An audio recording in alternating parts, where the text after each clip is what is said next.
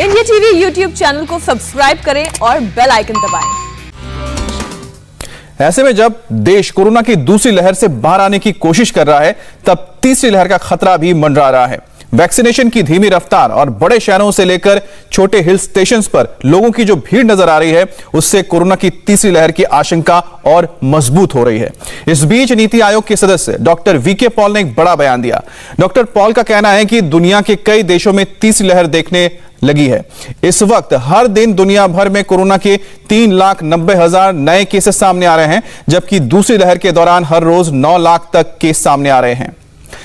Doctor Paul ने चेतावनी दी है कि देश के कुछ हिस्सों में जिस तरह से भारी भीड़ उमड़ रही है, लोगों में मास्क ना पहनने की आदत दिख रही है, यह सब लापरवाही तीसरी लहर को आमंत्रण दे सकती है। दुनिया में एक थर्ड वेव दिखाई दे रही है। 3,90,000 केसेस हैं और सेकेंड वेव में 9 लाख हुए थे, तो लगभग 40% पे वो वेव ऑलरेडी आ गई है। हमें अपने देश को इस वेव में ना आए और थर्ड वेव ना आए, इसके लिए हमें सबको जुड़ना है। और एक बार फिर जो क्राउडिंग हो रही है हिल स्टेशंस पे, बिना मास्क के क्राउड्स आ रहे हैं, उसके बारे में भी एक क्लियर चेतावनी, क्लियर रिक्वेस्ट, अपील करी गई है कि ये ऐसा माहौल हमारे लिए अच्छा नहीं है।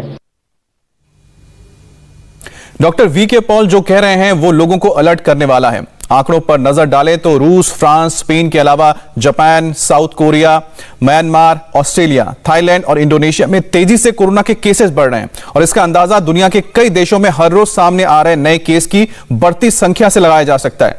ब्रिटेन में पिछले 24 घंटे में 36,660 नए केस मिले हैं, जबकि रूस में 24,702, स्पेन में 44,000, इंडोनेशिया में 48,000, ईरान में 22,800, बांग्लादेश में 12,000, थाईलैंड में 9,000 नए केस आए हैं। और अब इंडोनेशिया समझ लीजिए इतना ही बड़ा देश है, इतनी बड़ी आबादी जितना कि यूपी में है, तो आप अंदाजा लगाइए कि एक यूपी जितने बड़े देश में अगर एक दिन में इतने ज्यादा केसेस आते हैं, तो भारत में अगर शुरू हो जाए तो क्या होगा। दुनिया के कई देश तीसरी लहर का सामना कर रहे हैं। हमारे लिए राहत की बात यह है कि अपने देश में कोरोना के केस घट रहे हैं, लेकिन इन सब के बीच जिस तरह से लोग लापरवाही बरत रहे हैं, वो खतरे की घंटे की तरह है। यही वजह है कि स्वास्थ्य मंत्रालय बार बार चेतावनी दे रहा है कि लापरवाही गई तो अपने देश में भी कोरोना की थर्ड वेव आ सकती है। लेकिन इस चेतावनी को जनता धत्ता बता रही है, यानी कि लोगों को इस पर कोई डर नहीं आता। लोग विश्वास क्यों नहीं करते, भगवान ही जाने। लोगों में कोरोना का खौफ कम हो गया है। थर्ड वेव को मजाक में लोग लेने लगे हैं।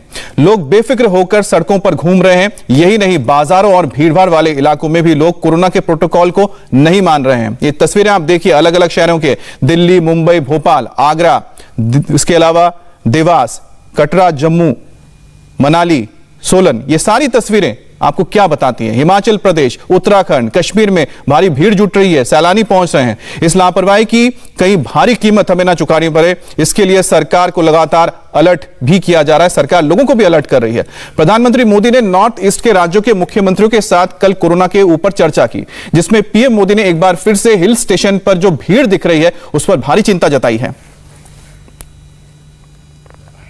प्रधानमंत्री की चिंता इस बात को लेकर भी थी कि लोग बाजारों में बिना मास्क के घूम रहे हैं और सोशल डिस्टेंसिंग तो भूल ही जाइए, इसका तो पालन कर ही नहीं रहे हैं।